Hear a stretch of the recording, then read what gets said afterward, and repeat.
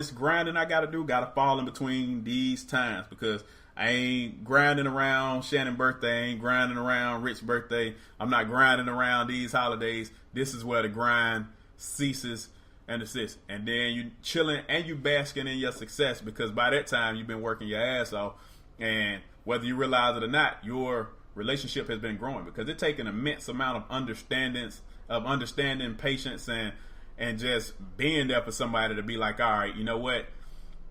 They fucking tired of shit. I ain't seen them all day. Yeah, we're going to get some time, but it's not going to be like that time that I actually want. And that's where them recharge times come in where it's like, all right, we got us a little 4-day weekend, let's chill. Or we got us a little 3-day weekend, let's chill. And that's kind of that recharge. But that main recharge might be that whole month of June where you're just like, all right, we taking this time off. But if you don't do it that way, you may easily plan, a whole 2 series, a couple movies in June unintentionally, knowing that you actually wanted to take the time off because you're only planning your grind.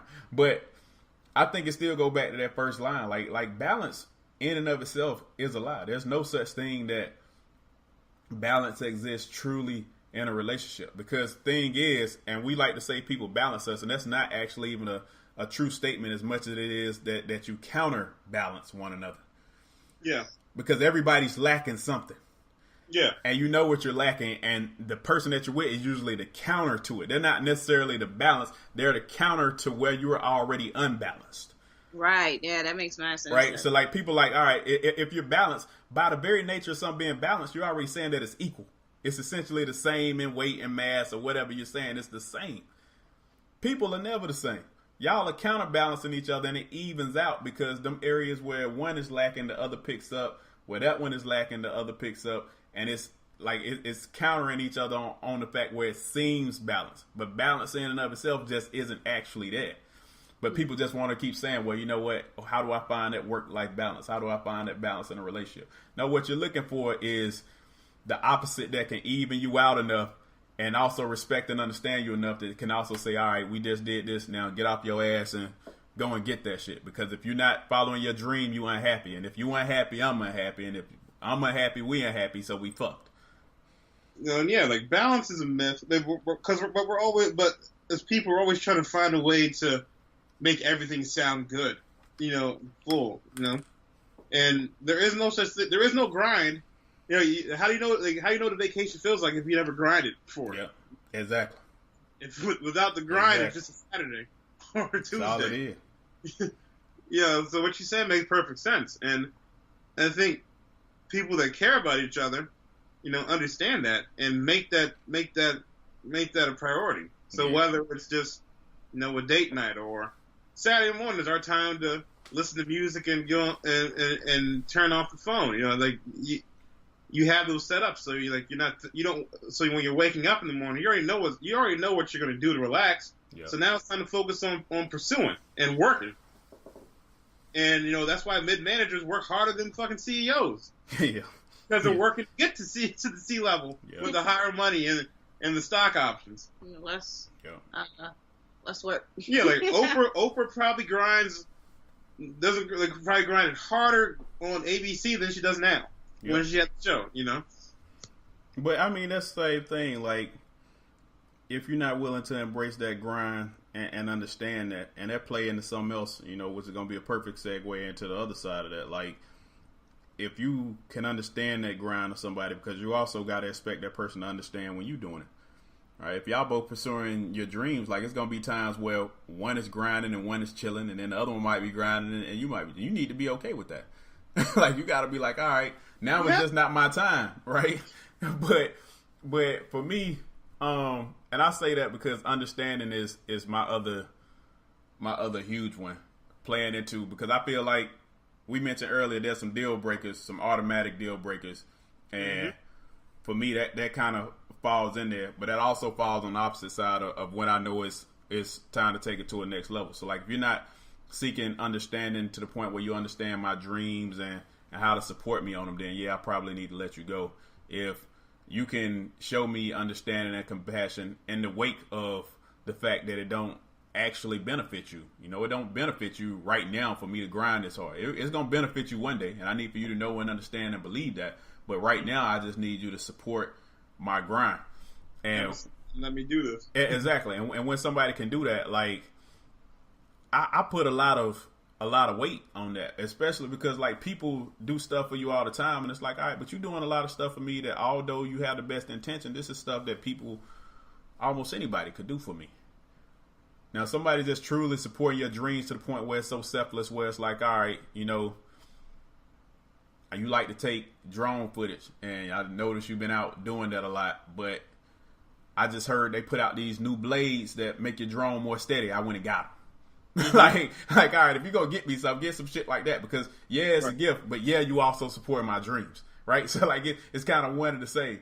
And it's like, all right, you just got me something that probably now I got to put these jokers on. And because I like tech, now I'm going to go out and play with them. And unless you coming with me, I'm about to be gone for a minute because, well, I got to go try these shits out, you know, right? So it's like, all right, you did something that you know only benefited me and it supported my dreams.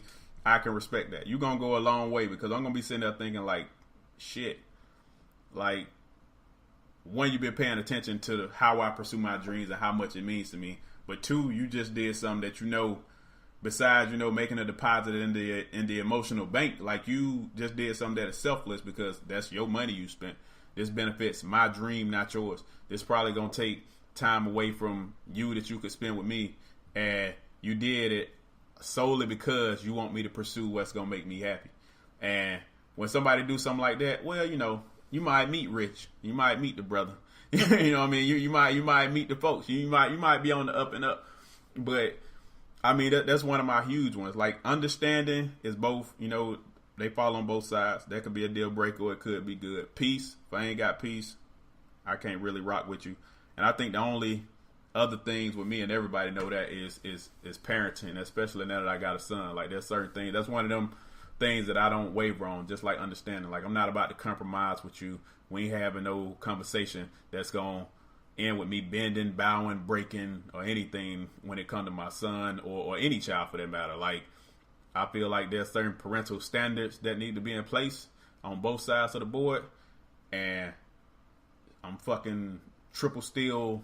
No matter what you heat me up to, I'm not bending on that shit. And I say that because, I mean, I say that both as a black man in America, and there's certain shit that I know my son need to know and that I need to instill in him. And then there's just basic parental shit where I won't have my child running around acting a fool in fucking Kroger's because they want a lollipop. Like if I've definitively said some shit and I've instilled certain values in my son to understand that, I'm not saying he can't ask for it, because people always think, all right, your child got to be your friend, or I got to be my child's friend, when that's not your primary duty. The primary duty is to prepare that child for when you will no longer be in the world.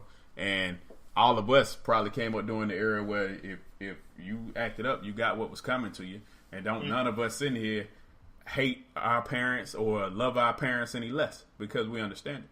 But for whatever reason, you know, people got off their track. And I partially understand it when I look at some generations, but then you see the consequences of it, and that's just not what's up. And that's why that's one of them things where I'm like, you know what? I will compromise on everything under the sun, 100%, if that's what it takes. We start talking about certain shit that got to do with parenting. All right, it's been real. Like, you know, like it's been real. And I have to give a lot of respect to my son's mother for that, because, I mean, there's a lot of shit I said and explained back then, and she was like, you know, all right, I trust your judgment. I don't necessarily see how that's going to play out, but, I mean, everybody sitting here has seen, you know, known the little man since he was actually a little man, you know, and I know everybody that's ran into my son from the time he was small was always, you know, at least amazed at his level of understanding and respect and how he carried himself, whether that was based off of him being around adults or adult conversations or weapons or whatever. My son know what to do, what not to do, how to give respect, how not to give respect, how to act when I'm not present, and who's the authority figure when I'm not present, which is why I can leave and be like, all right, you know what? He with Rich, he with Shannon, he gonna act the same way. Now, me, and I mean, I bring that up because, I mean, that's such one of them things that's such a huge deal breaker that people don't think about, especially when, like, because just like not being married, a lot of people don't come into the world thinking about being parents. I mean, with kids coming out, we're having a good time. No one actually starts thinking about that day they're going to have kids until they have them. And then what usually come out at the worst time is people have a kid and they realize the stark contrast in their personality when it comes to how they actually want to raise a kid. And that's one of them things where it's like you got to be a unified front on. And I sit back and I watch women I'm with based off that. Like, I'm like, all right, this can't be no situation where my son get mad at me, he run to the mama, and the mama's like, all right, well, go ahead and do it. I already know if I say some shit and Adonis pick up the phone and call his mama, she gonna be like, the fuck you calling me for? Like, what your dad say? And that it is always important to me because I know she enforced those standards when I'm not around. So I know she enforced those standards with my parents and her parents because we're going to leave them with the grandparents. And the grandparents going to be the grandparents. They're going to do their thing. But they know the general standard of, how we want them raised, right? So, like, they know because we're so serious about it, they'll abide by it. Yeah, they're going to spoil him. Yeah, they're going to have a good time. But they also not going to let him do nothing that they know we wouldn't allow. But when people especially have huge contrasts in personalities when it comes to that, it's like, all right, the fuck you just get yourself into, right? Because now, and kids, your subconscious is developed from the time you come out the womb. Unlike your frontal lobe and your conscious and all this other stuff that you can actually use to think, which doesn't evolve until after adolescence, like your subconscious knows cause and effect. So a child knows, all right, you know what? Mom said no, but I'm the little girl and I'm daddy's little girl, so I'm going to go over here to daddy and I'm going to get this lollipop because, well, daddy can't resist me. So, and that kind of stuff happened. And it's like, parenting is one of them situations where you got to have a unified front. Like, it just has to be a unified front. And people always understand and don't understand when I say stuff like that in relationships because they'll be like, we was cool. I don't really see the issue. I like, yeah, we was cool. You was great for me, but I would never bring you around my son. Like I wouldn't have you be a parental figure in my son's life. What's good for me ain't necessarily good for him because what I'm really saying is you're good for me right now. You're not good for the long haul. If I didn't have my son and we had a kid, it'd still be the same situation, So it's kind of like you have to think about all that kind of stuff. And when I see all them qualities line up, well, yeah, we may actually be able to take it to the next level.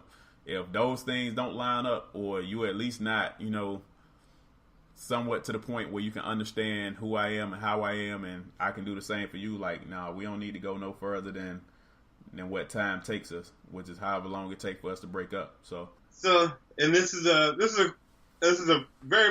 question of how you would handle it. Obviously, having a son with a woman. How long would you go if you're serious before she meets your son? If you care about her, you see things happen. How long waiting? Man, be tough one to put you on the spot with. But... I'll take that one. I'll take that one, right? Because here's the thing, right? My son's at that age now. Well, when he was younger, nobody met my son. If you were close, like nobody met my son, and my son knows my behavior. And I mean, everybody's witnessed this on some level. Like people come over. For Don is cool with those people. He'll come out and socialize for a little while. If anybody in the room that he don't know, and he don't know necessarily how I rock with him, like he'll know they got some level because I brought him around. Mm-hmm. But if he don't know the exact situation or where he plays into it, my son will go into his room and shut his door. And he'll be cold as ice. Like he'll speak and be like, all right, well, no. And that'll be that, right? So like in these years, I usually wait a couple months for me to feel that person out. And then after that, it's kind of like, all right, do I see you actually being around my son? Because usually at that point, if I be like, all right, if I can see you around my son, I introduce him. If I can't see you around my son, that speaks to something much larger. I mean, it really does. It speaks to something much larger. And I already know where that's going. So people have asked me, why haven't I met your son? And I've told them directly, because you ain't going to be around long enough for it to matter. Unfortunately, he sleep. Otherwise, I call him out here. Because I told him the other day in reference to somebody. I'm like, look, it's certain people that I bring around you that I'm cool with, that I trust you to be with.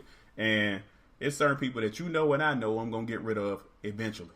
And I said it in exactly those words. And he was like, yep. And